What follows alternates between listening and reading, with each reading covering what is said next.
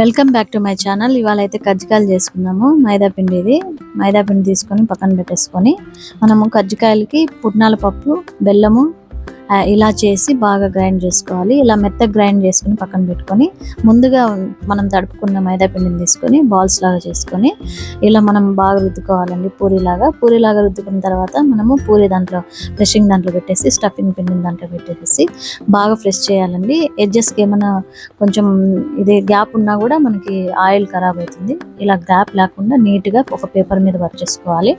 అన్నీ 1 by 1 చేసేసుకొని ఇలా పేపర్ మీద నీట్గా పెట్టేసుకోవాలి. ఎక్కువ ఆరకూడదు. మళ్ళీ ఆ కడాయిలో ఆయిల్ పోసుకున్న తర్వాత మనం ఎక్కువ ఆయిల్ని కాంచకూడదు. ఆ తర్వాత మనం లోగా కూడా ఉండకూడదు. ఇలా 1 by 1 వేసేసుకోవాలి. ఒక 5-4 వేసుకుంటే బాగా వేగుతాయి. మరీ ఎక్కువ వేసేసుకుంటే గ్యాప్ లేకుండా పచ్చిగా ఉంటాయి. ఒక 5-4 వేసేసుకోవాలి. అటుపక్క ఇటుపక్క తిప్పిన తర్వాత కొంచెం బ్రౌన్ కలర్గా వేగుతాయి కదా, అప్పుడైతే మనము తీసేసుకోవాలి. ఇలా అటుపక్క ఇటుపక్క తిప్పిన తర్వాత బ్రౌన్ అయిన తర్వాత మనము తీసేసుకోవాలి.